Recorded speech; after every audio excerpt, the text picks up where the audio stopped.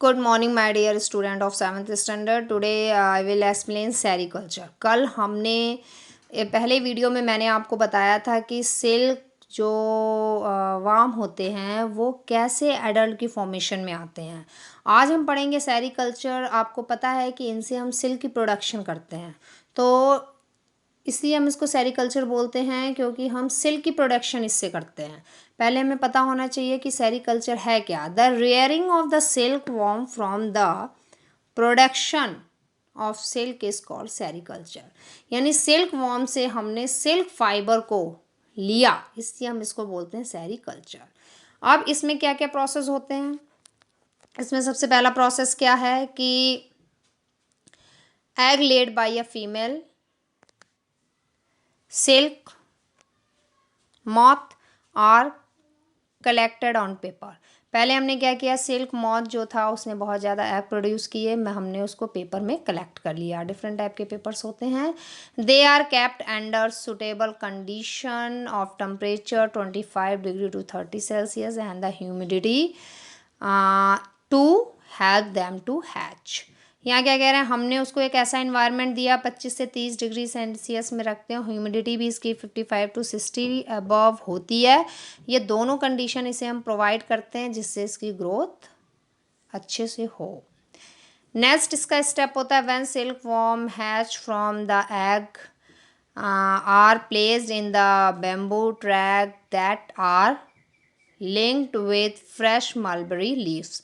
जैसे ही हैच का मतलब हुआ निकले, यानी कि छोटे छोटे जो इनके ब्लैक कलर्स के निकलते हैं सिल्क वॉर्म, छोटे जो बेबी होते हैं इनके, तो जैसे ही ये निकलते हैं इनको क्या करते हैं हम, एक बैम्बू शेप होती है, बांस की बनी हुई आकृति की शेप होती है, जिसके ऊपर हम मलबरी लीव्स को पहले अरेंज करते हैं, उसके ऊपर हम इनको रख देते हैं। प्लेस का मतलब क्या हुआ, इनको हम रख देते हैं। The try are clean regularly every few day. अब ये नहीं है कि मलबेरी हमने लीव्स रख दी तो हमने इनको छोड़ दिया, हर कंटिन्यूस डे पे हम नई नई मलबेरी लीव्स को रखते हैं और इनको क्लीन करते रहते हैं।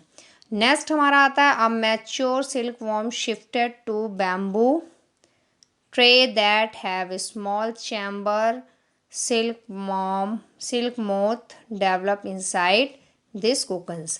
आपको पता है कि सिल्क वॉर्म जो होते हैं, जैसे जैसे ये सिल्क वॉर्म एडल्ट की थोड़ी सी फॉर्मेशन में आते हैं, हमने इनको मलबरी लीव्स पे इसलिए रखा होता है क्योंकि ये मलबरी लीव से अपनी फूड की नीड को कंप्लीट करते हैं। 25 to 30 डेज मे बी, हाँ 25 to 30 डेज में ये खाना उस मलबरी लीव्स को बंद कर देते हैं और उसके बाद हम इनको बैम्बू ट्रैक पे रख देते हैं। बांस का बना हुआ आकार का एक होता है, इसकी शेप कुछ ऐसे होती है। देखिए ये है इसकी, इसके ऊपर हमने इनको डाल दिया। अब इनके डालने का मतलब क्या है, आप ये सीरीन प्रोटीन की प्रोडक्शन शुरू कर देंगे और कोकन्स की फॉर्मेशन होने लगेगी। कोकन्स की फॉर्मेशन में क्या होगा, यानी कि मैच्योर की फॉर्म में आए। ये है सिल्क मॉथ। अगर अब इन्होंने अपनी बॉडी के चारों तरफ क्या किया, कोकन्स का डेवलपमेंट शुरू कर दिया। इतनी मोटी लेयर होती है, बहुत ज़्यादा ये लेयर होती है और ये इसके अंदर होते हैं। अब सीरीन नाम का प्रोटीन की कोटिंग हो रही है, बहुत ज़्यादा इनके ऊपर हो जाती है। डेवलप इनसाइड दिस कोकन्स, किनारे इनके अंदर other cocoons are either expose to steam heated in an oven और boiled water. They can emerge for the cocoons by cutting through the fibres. अब ये जैसे ही इन्होंने कोकन्स की डेवलपमेंट कर दी, पूरी की पूरी सिल्क मॉथ इसके अंदर से निकल जाते हैं, रिमूव हो जाते हैं। अब ये जो है इसको हम कलेक्ट कर लेते हैं। इनको कलेक्ट करने के बाद हम या तो इन्हें बॉयल वाटर में डाल देंगे या ओवन में डाल देंगे, अकॉर्डिंग टू कंडीशन हम इनको डालते हैं। और ये क्या करते हैं, सीरीन प्रोटीन्स जो है उसको सेपरेट कर देते हैं कोकन से।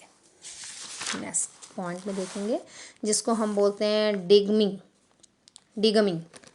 Separate the silk fibre from each other. Silk के फाइबर जो होते हैं, लंबे लंबे धागे इनमें के अंदर से निकलना शुरू हो जाते हैं। बॉयल वाटर में जैसे हमने इनको रखा तो कोकन से क्या हुए, ये थ्रेड लाइक स्ट्रक्चर कलेक्ट होने लगते हैं और ये जो होते हैं कोकन सेपरेट हो जाते हैं। नेक्स्ट आता है reeling. In this process cocoon out of water and silk fibre are extract by process. Reeling done by the special machine, यानी हमने मशीन में इनको डाल दिया। कोकन्स आउटसाइड आ गए, मैंने बोला कोकन्स जो थे निकल जाते हैं बाहर की तरफ, और जो फाइबर्स होते हैं वो मशीन के थ्रू थ्रेड लाइक स्ट्रक्चर में कन्वर्ट होते रहते हैं, उन्हें हम कलेक्ट कर लेते हैं। रीड सिल्क क्या है? As the silk stand in to fine to use 310 strand from different cocoons are reeled together to produce a silk thread of the suitable thickness। क्या कह रहे हैं? 3 to 10 स्टैंड हम ऑलरेडी रखते हैं, ऐसे स्टैंड इस टाइप के हमने रख लिए और फाइबर्स कलेक्ट होते गए, ऐसे ऐसे थ्रेड लाइक स्ट्रक्चर हमने ऐसे ऐसे इनको कलेक्ट करके रख लिया। अब इसके बाद क्या है? ये फाइबर कलेक्ट हो गया, यार्न में कन्वर्ट हो जाएंगे, यार्न से हम वेवन एंड नेटिंग के थ्रू इनको फैब्रिक में कन्वर्ट कर लेते हैं। अब आता है रॉ सिल्क क्या होती है। When ceresin protein has not removed by boiling is called raw silk. कुछ ऐसे कोकून्स होते हैं जिनमें से फाइबर नहीं निकलते, तो उनको बोलते हैं रॉ सिल्क। कोकून्स रह गए, या तो उनके अंदर फाइबर्स की फॉर्मेशन नहीं हुई या कोई ना कोई प्रॉब्लम होती है, तो इससे क्या हो गया कि हम उनको रॉ सिल्क बोल देते हैं। अब सिल्क की फॉर्मेशन क्या हो गई? पहले हमने कोकन्स को लिया, सिल्क मॉथ तो निकल गए, कोकन्स को हमने कलेक्ट किया, राइट टेम्परेचर दिया, ह्यूमिडिटी इन्वायरमेंट दिया, मलबरी लीव्स के ऊपर रखा। अब ये अपने एग के अंदर से निकल गए। एग के अंदर से निकलने के बाद एडल्ट होने की कंडीशन तक ये मलबरी लीव्स के ऊपर रहते हैं। लीव्स को ये खाते हैं। 20 से 25 दिन में ये क्या करते हैं? लीव्स को खाना बंद कर देते हैं। उसके बाद हम इन्हें सेपरेट बम्बू टैग में रख देते हैं, जो बांस की बनी हुई बड़ी बड़ी सी बहुत बड़ी टोकरियाँ होती हैं, उनके अंदर हम इनको रख देते हैं। और ये क्या करते हैं? वो कलेक्ट कर लेते हैं और उसके बाद हम इन्हें बॉयल वाटर के अंदर डाल लेते हैं या ओवन में डाल लेते हैं। वहाँ से क्या होंगे? कोकन से फाइबर्स को हम कलेक्ट कर लेते हैं, यानी थ्रेड लाइक स्ट्रक्चर हम उसमें से कलेक्ट कर लेते हैं, कोकन्स अलग हो जाते हैं। उसके बाद हमने क्या किया? स्टैंड पे इन फाइबर्स को हम कलेक्ट कर लेते हैं, इकट्ठा कर लेते हैं। उसके बाद हम इससे यार्न नेटिंग के थ्रू फैब्रिक की फॉर्मेशन करते हैं। नेक्स्ट आता है ऑक्यूपेशनल हैजार्ड। इससे प्रॉब्लम क्या होती है? स्किन इन्फेक्शन होगा, क्योंकि ये इंसेक्ट हैं। डिफरेंट टाइप के हम केमिकल यूज़ कर रहे हैं, इंडस्ट्रियल लेवल पे अगर हम इसे कर रहे हैं, वाटर में भी केमिकल डालेंगे, बॉयल वाटर है तो स्किन कनेक्शन में आती है, तो स्किन इन्फेक्शन होने की प्रॉब्लम होती है। आइज़ में भी इन्फेक्शन होता है। डिफरेंट टाइप के हम केमिकल यूज़ करते हैं, वो हमारी बॉडी में कहीं ना कहीं रिएक्शन करते हैं। और नेक्स्ट रिस्पिरेटरी प्रॉब्लम्स भी होती है। मशीन से जो भी गैस रिलीज़ हो रही है या फैक्ट्रीज़ वगैरह बंद होती हैं, बहुत ज़्यादा हार्मफुल गैसेस निकलती हैं, केमिकल्स के यूज़ होते हैं, तो जो हमारे लंग्स को, हमारे हार्ट को इफ़ेक्टेड करते हैं, तो ये इस रिस्पिरेटरी डिजीज़ भी होने के चांसेस होते हैं। अब नेक्स्ट आता है सिल्क कितने टाइप की होती हैं। देखिए, मलबरी सिल्क है। मलबरी सिल्क से पता चल रहा है कि ये क्या है? बैम्बुक्स मोरी।